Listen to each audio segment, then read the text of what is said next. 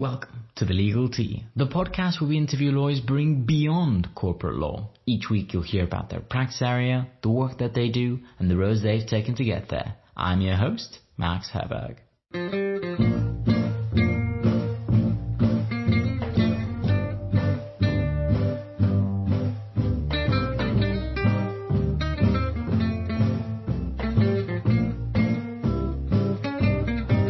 Welcome back, folks. It's been a while. I hope all of you have been enjoying the newfound freedom and magnetizing effects brought about by the COVID-19 vaccines. As for me, well, I'm currently knee-deep into the LPC, and while I find company procedure plans and land registry searches exhilarating, I do certainly miss the 45-second commute from my bed to my desk, as opposed to the now 45-minute London rush hour stampede to university every day. Now, Legal Tea. Well, doing sequels is always a scary thing. Where do you go from season 1? I mean, we've done sports law, we've gone to space, we've talked about cannabis, and we've discovered animal rights protection. Where else does one go? Well, that's a question that we here at Legal Tea have had a lot of time to think over as we plan out our new season. And I'm excited. Why? Well, because with season 2, we're not only bringing you plenty of new exciting practice areas and organizations to explore, but also bringing you some new types of episodes. In-between episodes, if you will, as we try to broaden up the conversation from graduate career paths to more general matters facing the legal industry as a whole. For this week, we'll be exploring the world of the Crown Prosecution Service with Jadzola Sodipo, a barrister at the CPS. In the episode, we discuss what the CPS is and its mandate, how COVID has affected the CPS's work and the programs it has in development, as well as addressing the bad guy persona thrown at the prosecution in the media from time to time. Aside from the CPS, we discuss about the struggles of obtaining a pupillage, coming from a non-Russell Group university, as well as the social mobility within the profession today. Now, without further ado, sit back, relax, brew yourself a cuppa, and enjoy the show.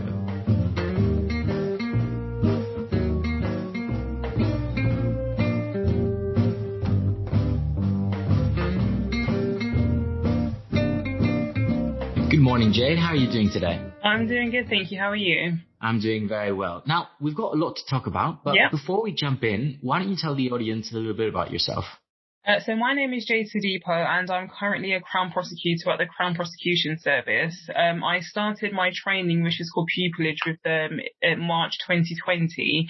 So I've just finished this year, March 2021, as a pupil barrister, and now I'm a fully qualified employed barrister and Crown Prosecutor with them. For those of us that don't know, what is the Crown Prosecution? What is it that the CPS does? So the Crown Prosecution Service is a part of the Civil Service. So the Civil Service is a really big department. And as a CPS barrister, what you will do is that you will look at all of the cases that come through the police system, and you will review them depending on your particular role. You will review them from pre-charge stage, which is where police give you the evidence and you make a decision as to whether you agree with the charges and whether they have permission to charge that person. You can then review it all the way up until it gets to the trial, up until it gets to sentence. And if you're an advocate, then you will deal with these cases in court. So you will deal with guilty pleas, not guilty pleas, case management, sentence hearings, trials, and all sorts of stuff. So there's a variety of things that we do, but we mainly prosecute criminal offences that come through the police. So as a barrister, obviously, kind of you handled a lot of the advocacy and the case handling, and you said your training started in March 2020. So essentially, you've done your training during the pandemic. What was that like? How did that affect things? How did it change? How did the CPS as an organization? Because even though the country went on lockdown, obviously the prosecution service doesn't rest. No, it didn't rest at all. It probably got a lot busier.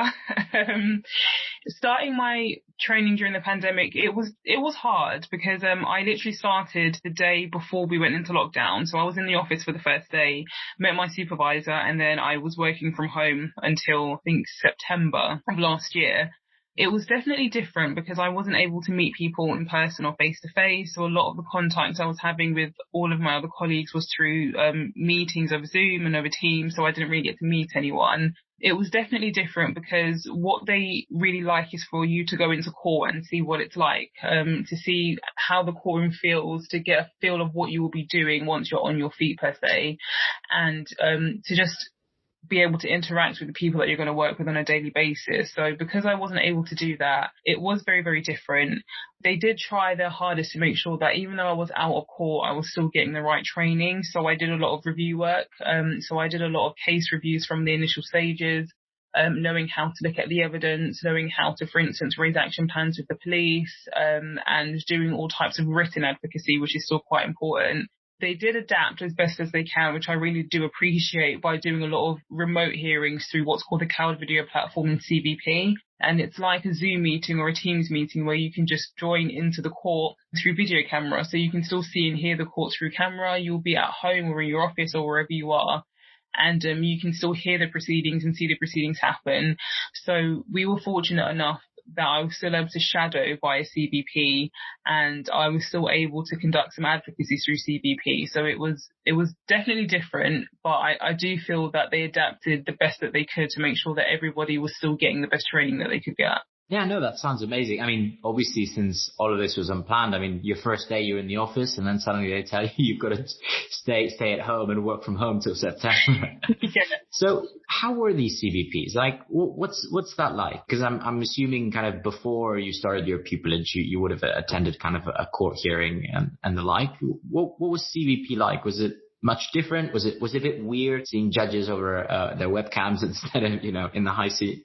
I think it was weird at first, just because maybe when you first start out, you do always picture yourself being physically in the courtroom. And, even if you're at university and you do like mock trials, you obviously do it in classrooms and in person. So you're obviously used to having that perception that you will be physically in the courtroom. I think the first few times I shadowed, it was very different, because I did see judges literally in their bedroom or like in their lounges with like pictures in the background and all sorts of things. And it was very different to what I thought, but I think it was very nice because you do get to see that they're just ordinary people. So it really did break down some barriers, just seeing everybody in their natural habitat. So it was really refreshing to just see that everybody is a normal person. And I am a fan of CBP because I do think that there are some hearings that you just don't need to be in court for. It just makes it a lot quicker. You can get through things a lot faster. We sometimes have defendants who are not living in London. So if defendants live outside of the country and outside of London and they can't make it, it's really accessible for them to be able to just get there and get the hearing done, other than just adjourning it to another day for them to come, and they may not come and all things happen. So I'm actually a really big fan of CBP. The only thing I don't like, or not like I don't like, is that as a prosecutor, I'm in court from 9 till 4 or 5 or longer. And sometimes when you prosecute a whole list through CBP, you really have to spend the whole day looking at the screen, making sure your internet connection is stable, making sure that you can hear the court and the court can hear you. So it can sometimes get a bit clumsy if, for instance, you lose connection or you can't hear or someone can't hear you. But apart from that, it does overall work really well. So, obviously there's the Zoom fatigue there. You wouldn't want to spend the rest of your life doing CBP. But considering all these reports of the huge backlog of cases, particularly criminal cases, are there any plans? Is TPS or, I don't know, the court system or the UK government indicated any future long stay for the CBP? Or do you think once we all get jabbed and back to normal, it's back to the courtrooms 9 to 5 and dragging people from all other parts of the country to show up to court? I actually don't know. I personally thought CBP was here to stay. And that was because you could really tell that there were a lot of lawyers who just didn't want to come into courtroom for hearings that they just didn't need to be there for. There were some hearings, for instance, that were literally only 5 minutes, and it was a waste of their time, unfortunately, just having to come in from the office or et cetera, to be there. I don't know if it's true, but I've heard that the government are trying to go away from CBP and are trying to bring back in-person hearings. And that's because there are actually a lot of judges who don't like CBP as much as lawyers do. And that's because of things like connectivity issues, not being able to hear someone, the link doesn't work, and all of those types of things. If we need to fill out forms, some judges prefer a paper form rather than an electronic version. So there are a lot of judges who don't like CBP, and I know they're very in favour of in-person hearings. I have heard that the government are trying to make sure that in-person hearings are the norm as soon as things go back to normal. So it's very, very much dependent. I think CBP will stay in the sense that if there is a lawyer who has a genuine reason as to why they can't make it in person, for instance, there is a sickness or they are shielding or they are just a bit too far, then they will be able to do it through CBP. But I think it won't be as normalized as it is now, and they are going to fight for in-person hearings a lot more. Oh, well, I mean, you can't win all the battles. Exactly. But as you were saying, crime hasn't rested during the pandemic, and I'm guessing the CPS hasn't either when it comes to kind of tackling crime. So in our previous discussions, we've talked about, the RASO program, hate crimes and cyber crimes. Would you mind telling the audience a bit as to kind of, these CPS initiatives in some detail and what they're about? Yeah, so as part of the CPS, there are, for instance, different departments. We have like a general area department which deals with kind of everything like drugs, driving offences, drug offences, battery offences, so violent offences. There are teams who specialise in things like rape and serious sexual offences, so that's the RASO department, and they are RASO qualified and trained lawyers who deal with rape and serious sexual offences like very serious sexual assaults, historic cases of rape, child sex offences.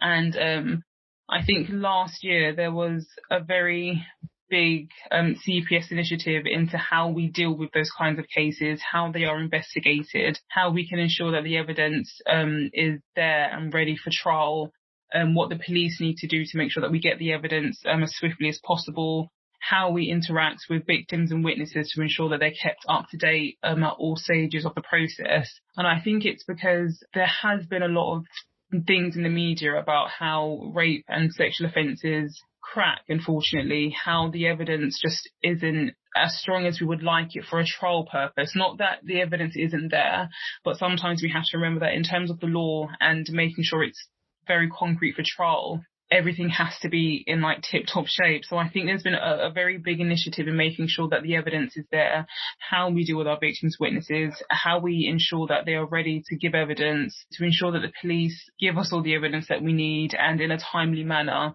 One thing that was always been said is that things take ages to investigate, and by the time the investigation is done, witnesses might not actually be as willing to cooperate anymore. So we want to make sure that everything's done in a timely manner. And the same thing with hate crime. The CPS is now really, really big on what we classify as hate crime. So that could be things like religiously and racially aggravated offences, such as, for instance, if somebody was to call someone a racially aggravated word whilst they, for instance, push them, that would be a racially aggravated, public order offence. Or if they were to yell out a racially aggravated word at someone, that could be a racially aggravated assault, etc., etc. And our initiative is that where it is a racially aggravated offence, we're less likely to stop the proceedings because it's in the public interest to proceed with them. And what we ask for is an uplifting sentence. So if it was, for instance, like a basic common assault, they might get like a fine of like £500 or whatever, depending on the seriousness. If it's a racially aggravated common assault, we would ask for an uplifting sentence. So we would ask the judge to announce that it's racially aggravated, and then he would, for instance, increase the fine to like £750. So we ask for uplifting sentences. We as well make sure that the evidence is there. So we want evidence of what was said, who heard it, how that person felt as a result of what was said, etc., etc. So hate crime is a really, really big thing. And cybercrime as well is very much increasing. There's been a lot of crime that's been done over social media, using technology to facilitate their crimes, and we're trying to bust down on that. So I think I did a case yesterday that had to do with drug importation and something called EncroChat, which I've never heard of. But apparently it's a very sophisticated thing where they could import drugs all over the world, and the police have, I think it was like a technology that the police couldn't really trace or something like that. So I think there's these really big operations that are going on so the police can bust these kind of cybercrimes as much as possible.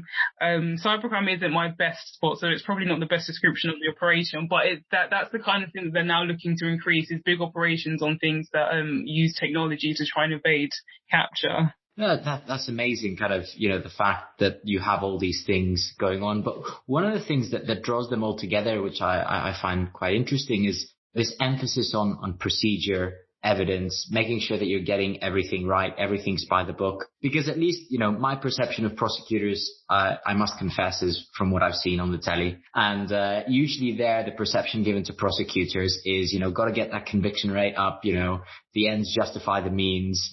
The prosecutors typically seem like the bad guys. Do you think that's a fair portrayal? I'm guessing not. And why do you think there's that portrayal in the media of the prosecution?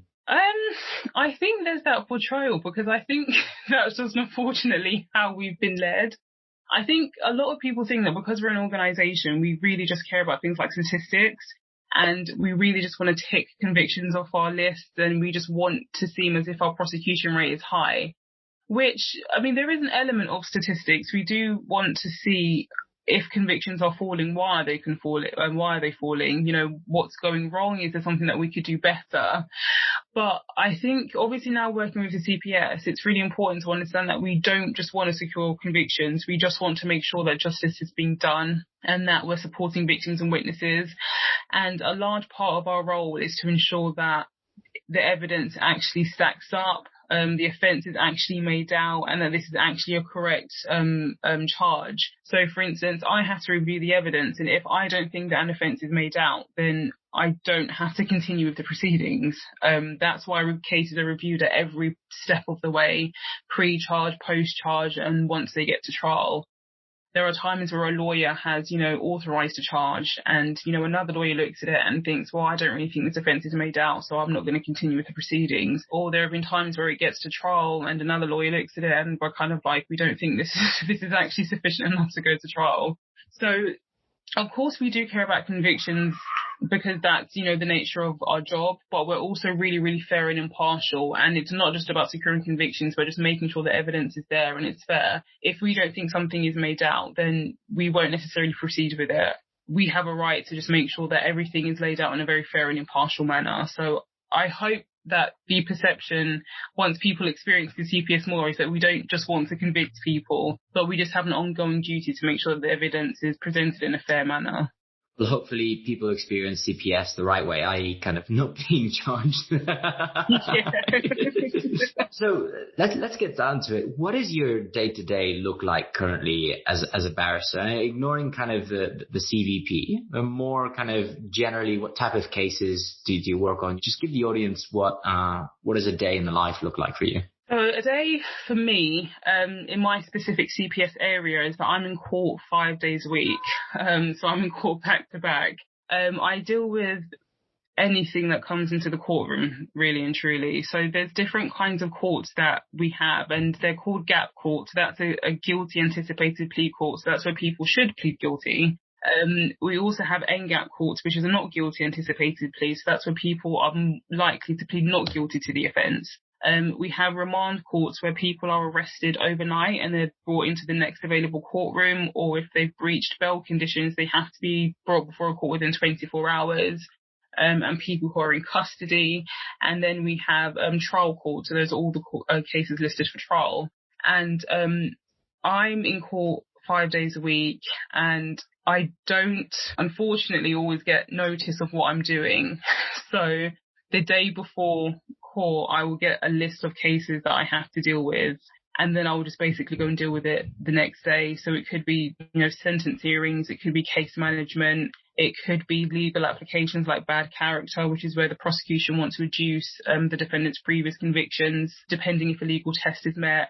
Things like special measures, if a witness, for instance, wants screens from the defendant or like a live link because of reasons that they've given. So those are the different things that I specifically do, is I advocate every single day. Predominantly in the magistrates court is where I'm at.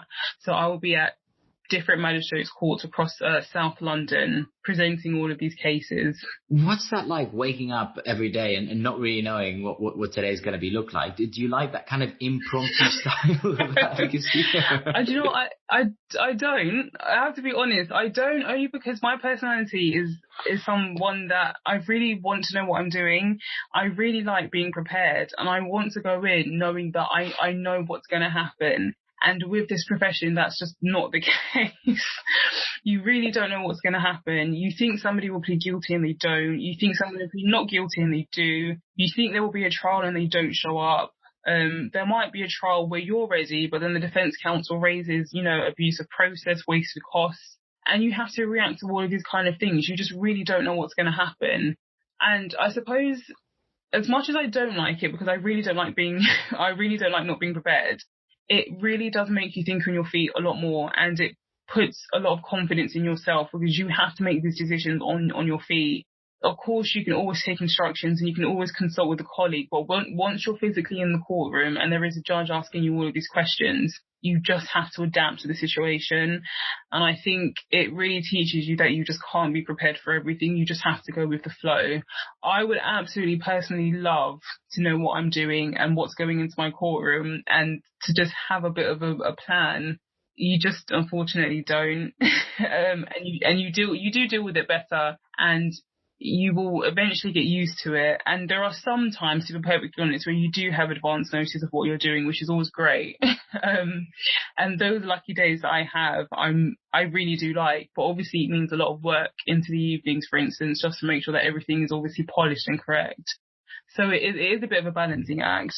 And so what type of cases do you deal with? You've got gap, NGAP, you've got trials, you've got remand. Are they all on kind of different crimes, or do you specialize in a particular area of crime? So for me right now, I do all sorts of crime. So for instance, in a gap court, which is the guilty anticipated plea, they're normally low-level offences such as possession of drugs, so like possession of cocaine, possession of cannabis, possession of heroin, drink driving, so driving with excess alcohol in your system, drug driving, which is just driving with an excess drug in your system. Things like a low-level shop theft, so someone who's stolen maybe a packet of meat from Tesco's or Marks and Spencer's. Things like battery, if someone's pushed someone, that's what we call a battery, because they've applied force onto someone. So you could deal with low-level offences like that. In a not guilty anticipated plea, they're a bit more serious. So it could, again, just be simple things like drug driving, drink driving, where they've just said it's not me, or they've said, I don't believe that much was in my system. It could be more serious things like actual bodily harm. So that could be, where someone's punched someone to the point where their tooth has fallen out, or they've punched someone to the point where they've had a bloody nose and they've had to go to hospital and they've got long-lasting injuries. I think I've dealt with sexual offences in the NGAP court. So that's child sexual offences, historic rape offences from, the 1960s or the 1970s. And you can deal with those sorts of things in that kind of court. In a remand court, you deal with anything and everything that comes your way, because you just don't know what's going to happen in that court, because they've only just been arrested and then they're brought before the court. So you could, for instance, deal with a first hearing for a murder case that gets sent straight to the Crown Court, but you deal with it first in the Magistrates Court. You could deal with things like ABH, again, actual bodily harm, sexual assault, rape if it's brought into your court.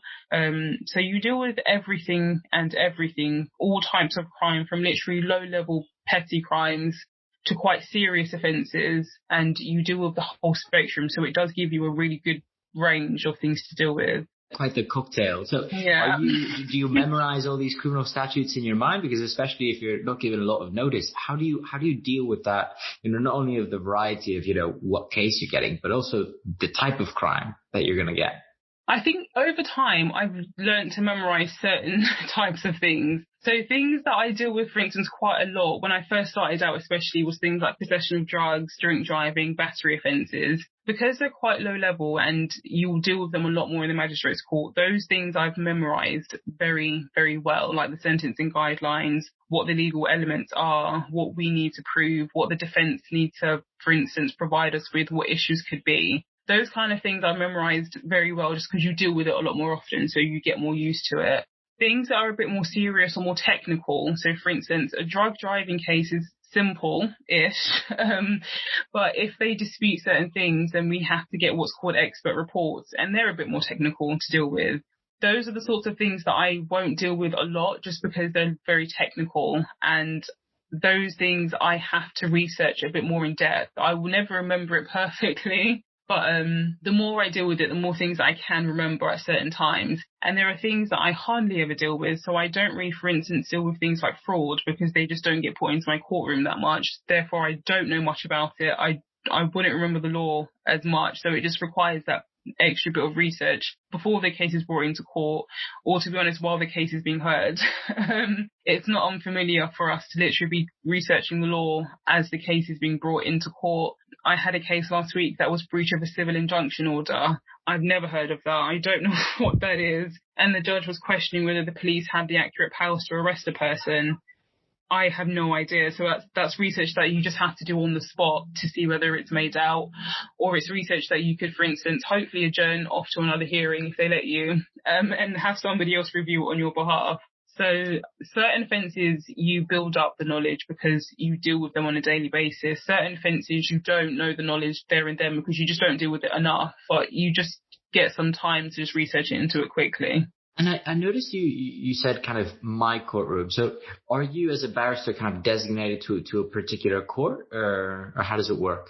So in the CPS anyway, you will get deployed to a different court. So for instance, I'm deployable around South London, but I predominantly go to my closest courts, the 3 nearest courts to me by time.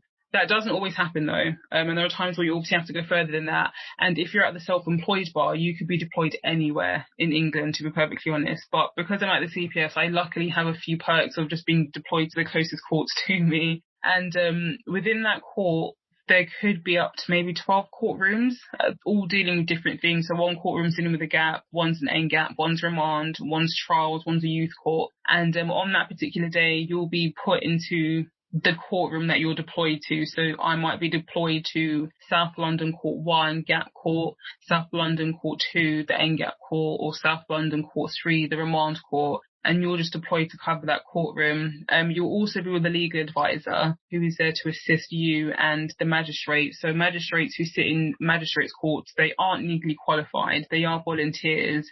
They still do make the decisions, but that's why you have the legal advisor to give them advice, and you have prosecution and defence counsel who obviously present both of their arguments and the magistrates adjudicate.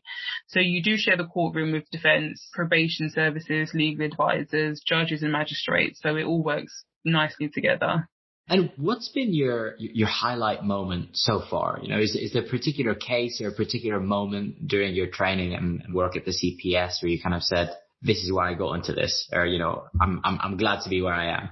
I've had highlight moments. So I think one of my biggest highlights was doing my first trial, because I was just very nervous to do my first trial. Even though you do elements of trial advocacy in your courses once you get to like the bar course or your legal practitioner course for solicitors, you do the advocacy, but I think it's so much different doing it in actual real life, because you have a real witness that you have to control and that you have to ask questions to. And I remember doing my first trial, I think a few weeks ago, and it was assault by beating on an emergency worker. And I was scared just because it was obviously my first one. And he was a very, very nice witness, but he was very, very chatty, which means that you have to control him so he just doesn't say things that he's not meant to say or that he's not allowed to say. So that was quite scary, but I handled it much better than I thought. And then I had to give a closing speech, and I think I completely forgot I had to do a closing speech. So I just made it up on the spot. Literally just made it up on the spot for a couple of minutes, just remembering what I had done and what I had literally just said, and got a guilty verdict. So I was actually really, really impressed with that. I was very, very happy. And I think other highlight moments for me personally is when I deal with cases and we want what's called a remand in custody. So if someone pleads not guilty and it's been set off for a trial, they can either be released on bail, so they're outside in the community either without conditions or with certain conditions, or we could ask for them to be remanded into custody until their trial, so they'll be in prison until their trial. And I still find remand applications a bit scary just because depending on the situation, it is quite complex. And yesterday I had a sexual assault case where he had allegedly committed multiple sexual assaults within like a period of 2 to 3 weeks. And there was a police officer behind me who really wanted him to be remanded into custody. And I'm like, oh my God, if I fail this is quite bad. And I luckily read through all the evidence. I got as much facts as I could. And I got remanded into custody, and the police officer was really, really happy. So I think things like that make me feel really happy, because it really does remind me that I'm doing this to support victims and witnesses who are placing a lot of faith in the criminal justice system and who are trying to get the best outcome. And if I'm a part of that in any way possible, it really does make me feel happy. And so those are my highlight moments. Yeah, that's amazing. Kind of the real impact that you can have on the wider community, or even on just another kind of, human being's life. Yeah. Did you always know that you wanted to kind of work for the CPS or kind of become a barrister, or how did this journey come about? I didn't always know that I wanted to be a barrister. I think I first started out wanting to be so many different things when I was a child. Don't we all? Literally wanted to be like everything. I wanted to be a nurse at one point. I wanted to be a teacher. I just wanted to be everything and anything. And then as I got further into my studies, my history is my favourite subject, and I really wanted to be a historian. So my original plan was to study history at university, but my mum didn't really agree, because she was like, what are you going to do afterwards? So I was like, I don't know. But so she was like, you're really good at English, you're really good at written advocacy, just do law. And I wasn't opposed to doing it. It just wouldn't have been my first choice. So I ended up studying law, really, really liked what I did. I was still undecided about what route to go down. I didn't know if I wanted to be a solicitor or a barrister. I didn't really know the differences, so I didn't know what to do. So I did a master's degree after I finished my undergraduate degree. I was still indecisive about what I wanted to do, but I still knew that I wanted to do law. So then I took a year out to just work with students. And I think in working with them, I was telling them to pursue their dreams. And I was kind of like, oh, if you're advising people, you should probably do the same thing and take for advice. So I made the last minute decision to do the bar course, knowing that it was going to be hard, and knowing that, for instance, obtaining pupillage is very, very hard. It did put me off, because I was thinking, if I do this course and I don't get pupillage, then it would have been a waste of time. But I did it anyway, because I thought it was something that I knew at that stage is what I wanted to do. And I just wanted to get it out of the way. So I just did it, and luckily secured pupillage. So I'm really happy that it worked out for me, but it wasn't always my first intention. And in terms of CPS, I genuinely didn't know that I wanted to work for the CPS at all. I think once I finished my bar course in 2019, I think I finished, I was just looking for jobs. I was just like, I need to get a job now. I just need something to do. And luckily at the time that I finished, the CPS were recruiting for paralegal assistants to work in their Crown Court. And I looked at the job description, and it talks about working with victims and witnesses, and it talks about being in court on a daily basis. And I thought that was something that I liked. That was something that I liked the sound of. So I applied for it, started working for the CPS. I'm like, I really like the atmosphere here. I really like what they do. I like how, as an organisation, they work, and they were trying to support people. So then when they recruited for their legal trainee scheme, I decided to just do it and apply, and luckily I got it. So it was really, really handy. It wasn't always my first choice to work for the CPS, and I think my initial feelings was to go into the self-employed bar, because that is just the majority of barristers just become self-employed after they finish. They apply for pupillage at the self-employed bar. But I think once I started working for the CPS and I saw the benefits that they had to give, it worked out that I was able to get training with them. So I was really happy that I did. That raises an interesting question, this distinction between self-employed and employed as barristers. So would you mind kind of going a bit more into detail into how that changes a barrister's life? I mean, previously you said that as a self-employed barrister, you can be sent anywhere around the country, whereas, as a barrister at the CPS, you're lucky that it's, within a certain range. Yeah. I mean, what other kind of qualitative differences are there to kind of your daily lives as barristers?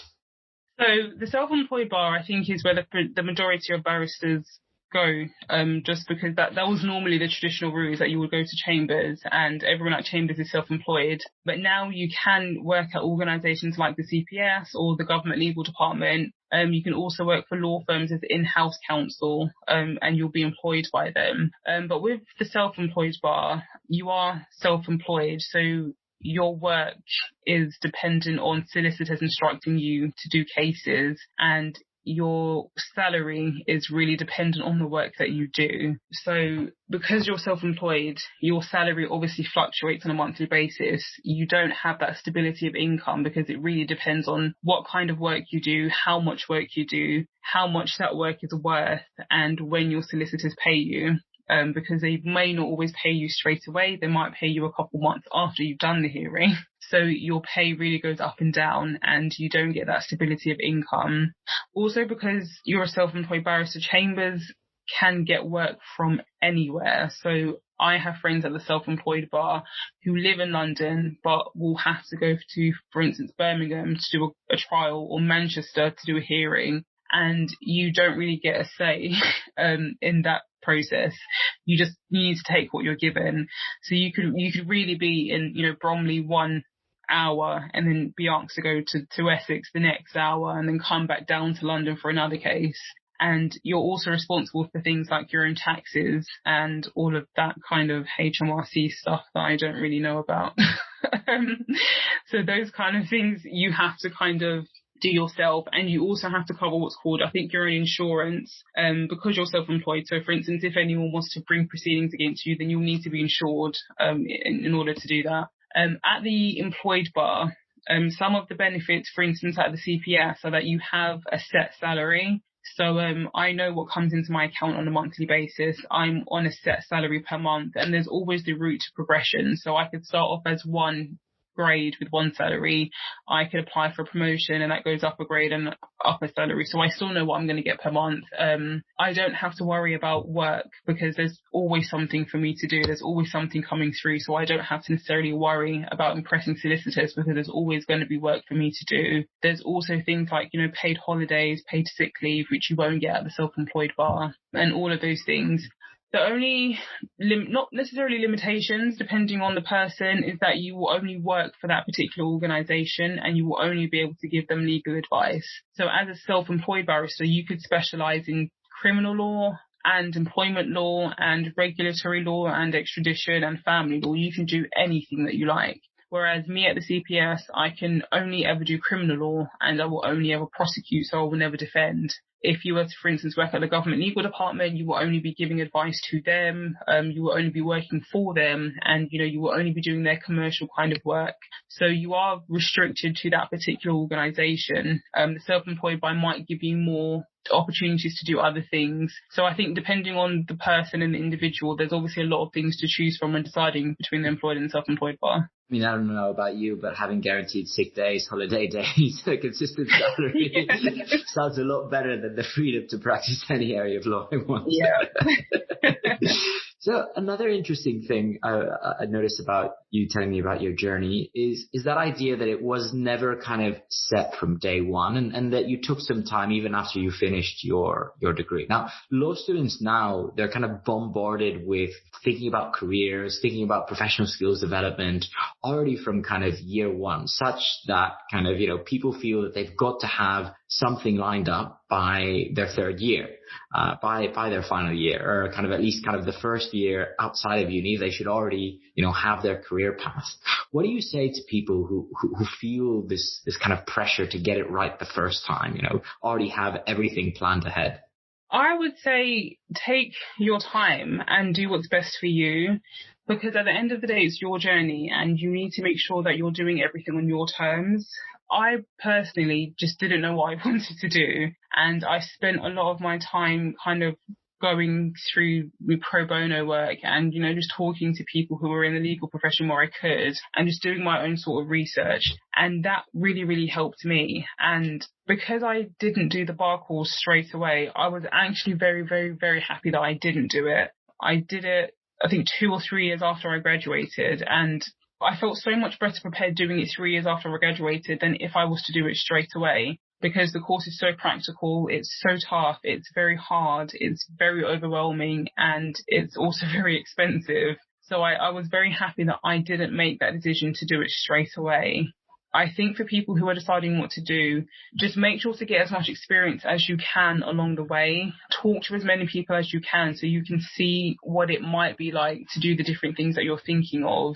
Get as much experience as you can so you kind of know what that profession might be like, and you know whether you actually want to invest your time and effort into it in the long run, because you don't want to have invested so much time and then just turn around and be like, I don't think it's for me anymore. I think honestly take your time and don't feel pressured, because there are, for instance, a lot of mature students who come into the legal profession at 30, 40 or even 50. It's never really too late to get in there.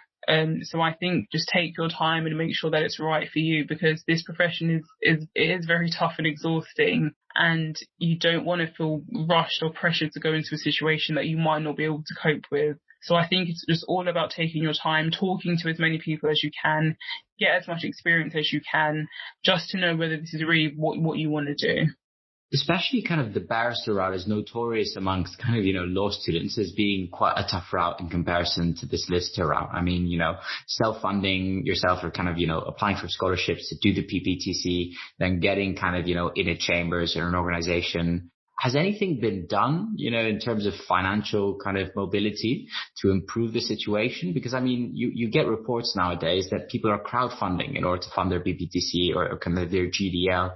They want to become a barrister. And it's a bit saddening that there's that, inequality based on kind of, what profession you want to do in the law. Now, I'm not saying that every profession in the law should pay the same, but I feel that we should maximize opportunities for people, especially those that may not have the same kind of financial security, but still want to kind of do work, especially criminal law work. Yeah, I think finance is a very big part of people pursuing the course. I see so many posts on, for instance, LinkedIn where people say, I can't afford to do it this year, therefore I'm just going to have to wait until next year to see if I can afford it again next year. And there are so many people who obviously raise the point that they're not from, a very well-off background and their parents can't afford the same education as, for instance, somebody from an Oxbridge education could. And that's where the difference is. The people that can afford it are the same people that are going to stay in the profession, and people who genuinely want to but can't afford to are left out of the profession. And there have been some advances to securing funding. I self-funded mine just because I made a very late and last-minute decision to do the bar course. So that was actually my fault. I just did it very late. When I did it, it was £19,050 to do it 1 year full-time. And it was the same price as you did it part-time, but you just paid different installments per every 6 months or so. And I think other universities were about 18,500. And I think if you did it outside of London, it was slightly cheaper. I think maybe between 14 to 16,000 pounds. It was slightly cheaper, but it was still expensive nonetheless, because you still have student finance from your undergraduate degree to pay for, so it was still expensive regardless. What has been helpful to a lot of students is applying for scholarships.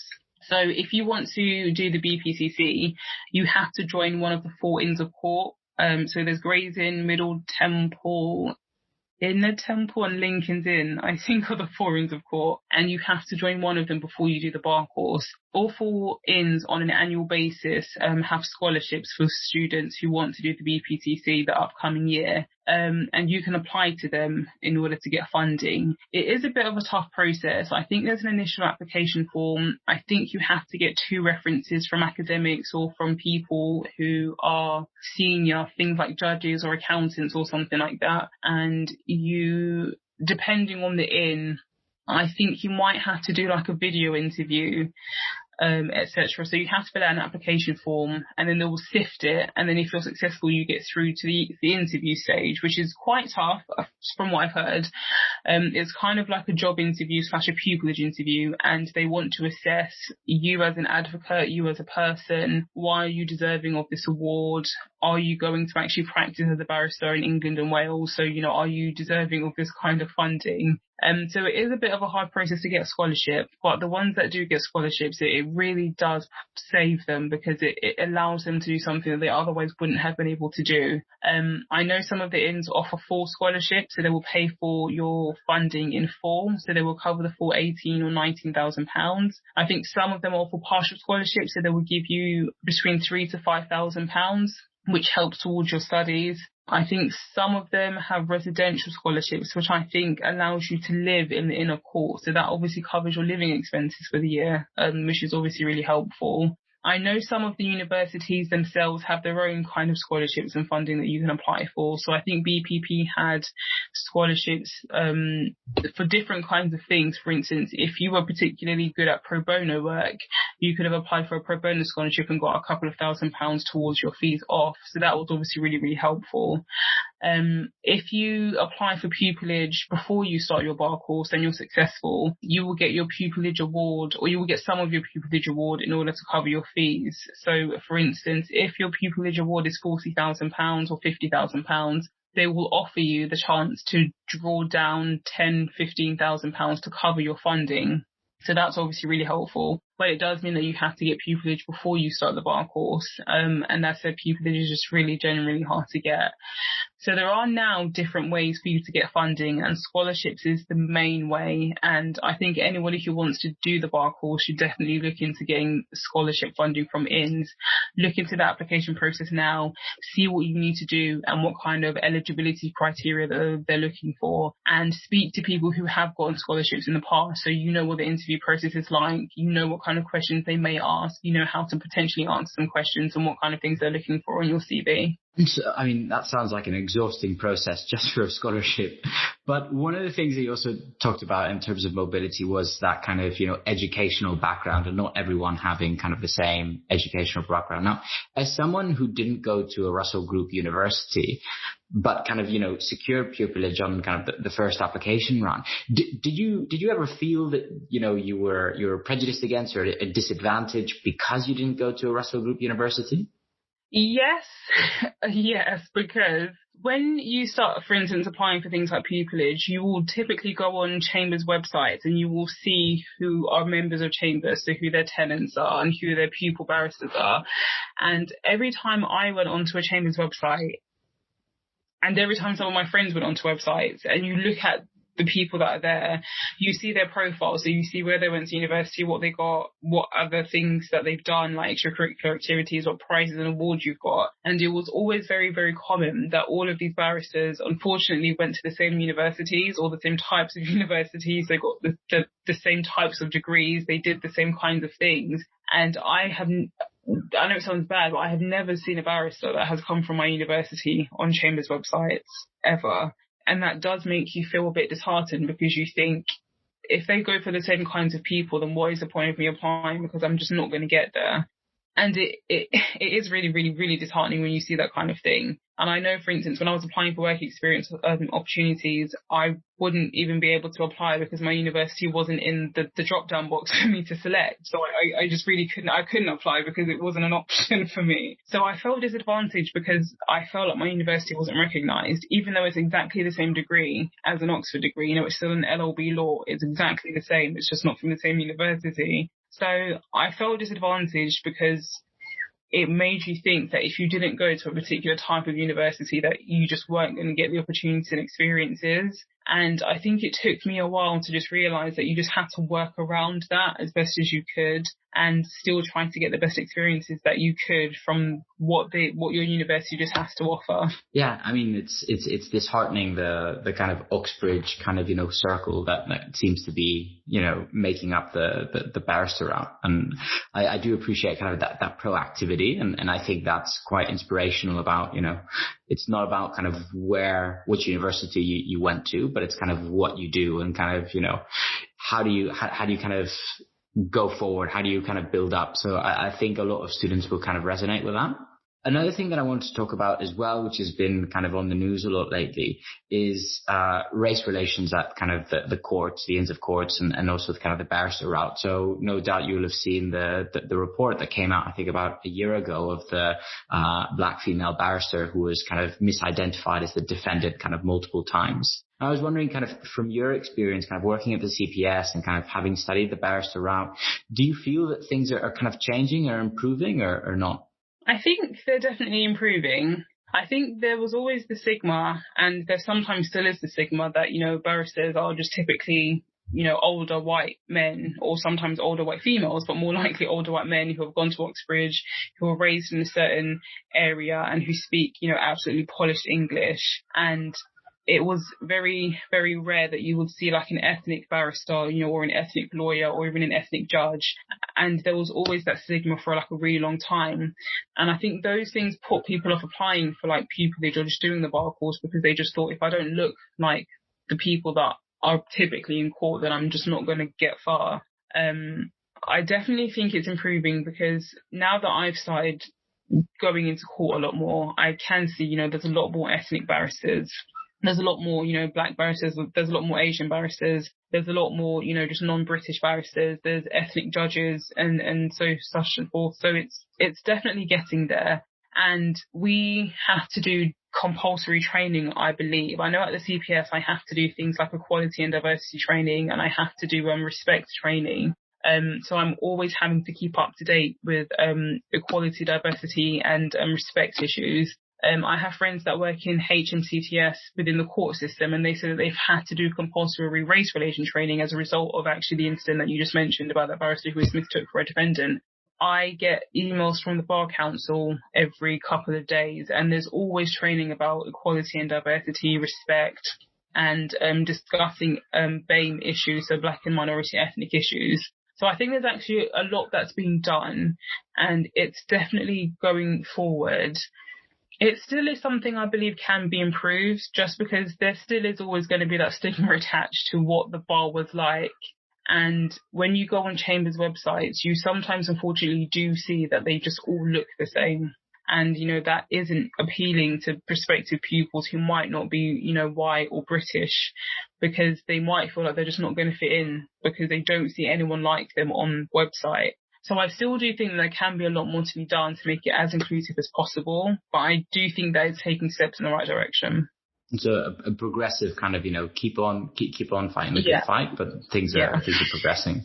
Now, students, we're coming out of the pandemic. Hopefully, don't take my word for it, but hopefully we'll be coming out of the pandemic soon. What words of inspiration do you have to kind of students and also kind of recent law graduates that are looking to enter the jobs market? I mean, no doubt this last year with the pandemic has slashed a lot of kind of, internships and kind of job opportunities and networking opportunities. So people might feel kind of what was already a difficult job market, especially for barristers, has become even harder now.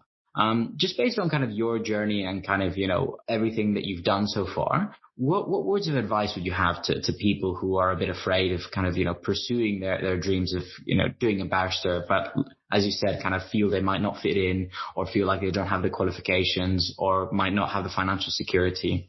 I think my word of advice would be, if it's really what you want to do, then just don't give up. And I think also just be realistically prepared for how hard it could be, because getting into this profession is just very, very hard. And then once you're in the profession, it's still hard. So I think be realistic about the fact that it's hard. It might not be a reflection on you. It's just a process in general.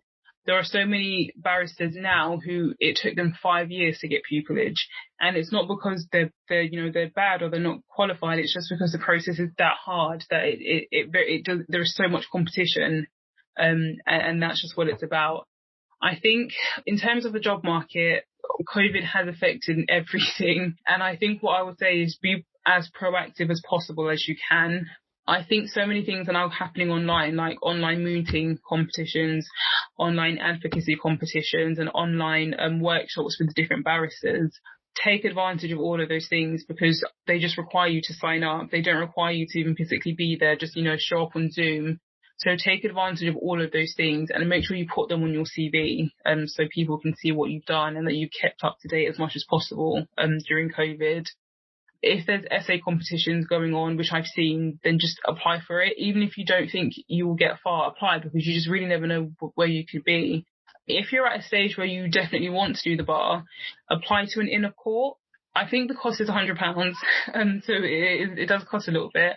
But the things that you can get from the Inn of Court is actually really, really helpful. They do have education departments that obviously want to ensure that students have as much experience as possible, like marshalling judges, doing mini pupillages, just interacting with different barristers that are members of the Inns of Court, or coming down to an Inn of Court to just see what advantages they have. They also have things like essay competitions, and they also offer pro bono activities. So if you can do those things through an Inn of Court, then definitely think about doing them. Also volunteer. I loved volunteering when I was doing my undergraduate degree because I found it just gave me a lot of basic experience in terms of dealing with people. And being a barrister is just a lot about dealing with people, especially people who are frustrated, angry, upset, all of those things you will have to deal with as a barrister. And I think that don't underestimate volunteering at, for instance, your local legal advice centre or your local food bank or something, because that experience over a long period of time is really beneficial for your CV. Even if it's 1 hour, 1 day a week for about a couple of months, the cumulative aspect is very, very beneficial. Look into organisations like FREW, which is the Free Representation Unit, and you volunteer to take on people's employment and social security cases pro bono. I don't believe you need to be legally qualified. I think as long as you pass the test, from the top of my memory, as long as you pass the test and you go through all the respective trainings, then you essentially do what a barrister does. You read their case, you go through their case files, you have conferences with them and with their representatives and with the opponent's representatives. And if it ends up going to a tribunal hearing, you will represent them in court as if you were an actual barrister. All of those experiences are very, very beneficial. Volunteer at places like Advocate, the Freedom Law Clinic, and all of those pro bono centres. So get involved in anything that you can do. And also don't underestimate non-legal work. I know a lot of people think that non-legal work is not good, but it really is, because it shows that you can adapt to different situations that don't require legal thinking, but just require other kinds of thinking. People that work at Tesco's think it's not a good experience, but it is, because you're dealing with people, you're dealing with busy and demanding situations. I can only imagine what it's like to work in a shop during like Boxing Day periods. It's very, very, very manic. And that's something that you can put on your CV. You're dealing with customers, you're dealing with clients. People are going to be angry at you for returning things and all of that kind of stuff. So don't underestimate your non-legal work experience as well, because that is very, very vital and beneficial. Well, that was quite a lot of information, and I'm sure that kind of, all law students will benefit definitely from all those, not only kind of the types of skills, but also all the examples that you've indicated. Before we kind of end off this interview, we've gone through the inspirational, we've gone through the informative. Now, I always like to end on a lighthearted note. So we talked about kind of perception of prosecution. What is your favorite dramatized legal character on TV or movies, and why? I think my absolute favorite has to be Harvey Specter from Suits. I mean, he's a classic. He's undeniably kind of a catch, so I can definitely see the attraction of his suave way of kind of handling the law. He's absolutely amazing. I think he's my favorite because, I mean, first of all, British and US law is just completely different. And what happens in their courtrooms can never happen in a UK courtroom. It just absolutely just doesn't. You can never do it. You can never do it. But I think he's my favourite because even though it's very unrealistic, because I work in court and I know how we just don't do that, I like to see the fact that he's very confident. He's not afraid to make decisions. He fights for his clients in the best way possible, and he thinks on his feet and he thinks outside of the box. Those are the kind of things that you obviously need to do in like the actual profession. So I think I like the way he deals with people, the way he doesn't take anything from anyone, and he's very, very focused on his profession, and he sees the good in people as well, which is what I really like. So he's actually my favourite dramatized legal character on TV. No, quite an insight, and especially as you were saying before, kind of having to think on the spot. I can see why he's your ideal in terms of kind of dramatized legal character. You've got to get that kind of on the spot impromptu thinking that Harvey does. So thank you so much Jade for coming onto the podcast today. I've had a lovely conversation, and I think and I hope that the audience will have gotten as much as I have. If any of our listeners want to reach out to you and ask questions, can they? And if so, how? Absolutely. They absolutely can. You can reach me on LinkedIn. It's under my full name, so I'll spell it for you. It's JADESOLA and then space SODIPO, which is my full name. So you can reach me on LinkedIn, and I'll be more than happy to answer any questions that anyone has. Fantastic. Thank you so much, Jade. Once again, have a good day. Thank you so much. You too. Well, that's the show, folks. If you enjoyed learning about the Crown Prosecution Service and want to know more, feel free to reach out to Jade. We've linked a LinkedIn profile in the show notes below. Special thanks to our unsung heroes of the week, Claire Herberg for editing and producing the episode, and Matt Gedrich for the absolute bang of a theme song. Now, we want to hear from you, the audience. What areas would you like us to explore? What topics would you like us to brew up? Give us a shout out on our social media platforms at legaltea.uk, or send us an email at hello@legaltea.uk and spill us your tea. Till next time.